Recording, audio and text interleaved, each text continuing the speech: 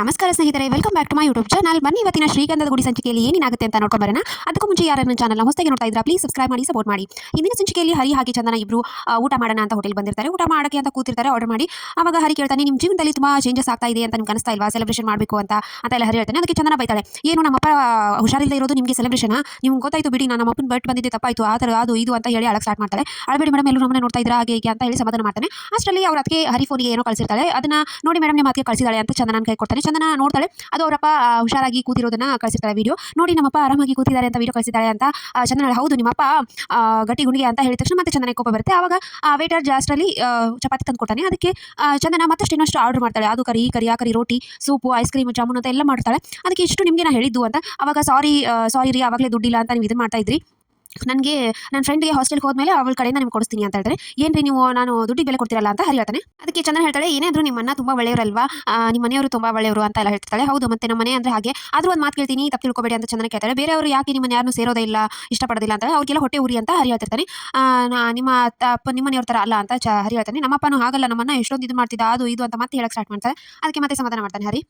ಇತ್ತ ಮುತ್ತು ಹಾಗೆ ಮಯೂರ ಎಲ್ಲರೂ ಊರಲ್ಲಿ ಎಲ್ಲರೂ ಕರಿತಾ ಬರ್ತಿರ್ತಾರೆ. ಇವತ್ತು ರಿಸೆಪ್ಷನ್ ಇದೆ ಬನ್ನಿ ಅಂತ ಎಲ್ಲರೂ ಕರಿತಾ ಇರ್ತಾರೆ. ಅಷ್ಟರಲ್ಲಿ ಒಂದಿಬ್ರು ಮುತ್ತುನ ಕರೀತಾರೆ. ಕರೆದು ಏನಪ್ಪ ಏನು ಮಾಡ್ತಾ ಇದೆಯಾ ಅಂತ ಹೇಳಿದ್ರೆ ರಿಸೆಪ್ಷನ್ ಇದೆ, ನಿಂದೆ ಯಾವಾಗ ಮತ್ತೆ ನೀನು ಇದನ್ನ ಮಾಡೋದಿಲ್ವಾ ಅಂತ ಎಲ್ಲ ಅವನ ಬಗ್ಗೆ ಕೇಳ್ತಾರೆ. ಅವಾಗ ಮುತ್ತು ಬೇಜಾರಾಗ್ತಾನೆ. ಆಮೇಲೆ ಅಲ್ಲೇ ಮತ್ತೆ ಅಕ್ಕಪಕ್ಕದವ್ರನ್ನೆಲ್ಲ ಕರ್ಕೊಂತ ಬರ್ತಿರ್ತಾನೆ. ಅಷ್ಟರಲ್ಲಿ ಇಲ್ಲಿ ದೊಡ್ಡಪ್ಪನ ಹಾಗೆ ಅತ್ತಿನ ಕರೆದು ಹೋಗೋಣ ಅಂತ ಹೇಳ್ತಾನೆ. ಮಯೂರ ಬೇಡ ಬೇಡ ಅಂದ್ರೂ ಮುತ್ತು ಕರೀತಾನೆ. ಅಷ್ಟರಲ್ಲಿ ಅವ್ರು ಹೊರಗಡೆಯಿಂದ ಬಂದು ನೀವಾ ನಾ ಯಾರು ಭಿಕ್ಷುಕದವರು ಏನು ಹಾಕ್ಲಪ್ಪ ಅಂತ ಯೋಚನೆ ಮಾಡ್ತಾ ಇದೆಯಾ ಅಂತ ಅವ್ರ ಅತ್ತೆ ಹೇಳ್ತಾಳೆ. ಅದಕ್ಕೆ ದೊಡ್ಡಪ್ಪನ ಕರೀರಿ ಅಂದ ತಕ್ಷಣ ಅಷ್ಟರಲ್ಲಿ ದೊಡ್ಡಪ್ಪ ಬರ್ತಾನೆ. ಏನಕ್ಕೆ ಬಂದಿರ್ತಾರೆ, ಅವಳು ಓಡೋಗಿದ್ದಾಳೆ, ಅದಕ್ಕೆ ಏನಾದರೂ ಪಂಚಾಯತಿ ಮಾಡಿ ವಾಪಸ್ ಕರ್ಕೊಂಬರೋಣ ಅಂತ ಹೇಳಿ ಬಂದಿರ್ತಾರೆ ಅಂತ ಅವ್ರು ದೊಡ್ಡಪ್ಪ ಹೇಳ್ತಾನೆ. ಹಾಗೇನಿಲ್ಲ, ಇವಾಗ ಬರ್ತಾರೆ ವಾಪಸ್ಸು, ಸಂಜೆ ರಿಸೆಪ್ಷನ್ ಇಟ್ಕೊಂಡಿದ್ದೀವಿ ಬನ್ನಿ ಅಂತ ಕರೆಕ್ಟ್ ಬಂದ್ವಿ ಅಂತ. ಹೌದಾ, ಅದನ್ನ ಬೇರೆ ಇಟ್ಕೊಂಡಿದ್ದೀರಾ, ಅವನಾಯ್ತು, ಇವಾಗ ನಿಂದೇನು ಮದುವೆ ಇಲ್ವಾ ನಿಮ್ಮದು, ನೀನು ಜೀವನ ಪರ್ಯಂತ ಬ್ರಹ್ಮಚಾರಿಯಾಗಿ ಇರ್ತೀಯ ನೋಡು ನೀನು ಅಂತ ಅವ್ರ ಅತ್ತೆ ಹೇಳ್ತಾಳೆ. ಅದಕ್ಕೆ ಮುತ್ತಿಗೆ ತುಂಬ ಬೇಜಾರಾಗುತ್ತೆ. ಮಯೂರ ಹೇಳ್ತಾನೆ, ನೋಡು ಅದಕ್ಕೆ ನಾನು ಬರೋದು ಬೇಡ, ಇಲ್ಲಿ ಅವ್ನು ಕರೆಯೋದು ಬೇಡ ಅಂತ ಹೇಳಿದ್ದು ಅಂತ ಹೇಳಿ ಕರ್ಕೊಂಡು ವಾಪಸ್ ಹೋಗ್ತಾನೆ. ಆಮೇಲೆ ಈತ ಮನೆಗೆ ಬಂದ ತಕ್ಷಣ ಶ್ರೀಕಂಠ ಹಾಗೆ ಮಯೂರ ಇಬ್ರು ಬ್ಲೇಸರು ಹಾಗೆ ಸೀರೆ ಎಲ್ಲ ತೊಗೊಂಡು ಬರ್ತಾರೆ. ಒಳ್ಳೆ ಚೆನ್ನಾಗಿ ತಂದಿದ್ಯಾ ಅಂತ ಯೋಚನೆ ಮಾಡ್ತಿರ್ತಾರೆ.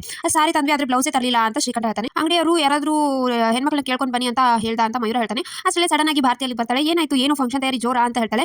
ಅದಕ್ಕೆ ನೀನು ಹೆಲ್ಪ್ ಮಾಡಿದ್ರೆ ಇನ್ನೂ ಜೋರಾಗುತ್ತೆ ಅಂತ ಮುತ್ತು ಹೇಳ್ತಾನೆ. ಹೌದಾ ಏನು ಅಂತ, ಇದಕ್ಕೆ ಬ್ಲೌಸು ಯಾವುದು ಮ್ಯಾಚಿಂಗ್ ಆಗುತ್ತೆ ನೋಡು ಅಂತ ಹೇಳ್ತಾಳೆ. ಸರಿ ಆಯ್ತು ನಾನು ತೊಗೊಂಡ್ಬರ್ತೀನಿ ಅಂತ ಭಾರತಿ ಹೇಳ್ತಾಳೆ.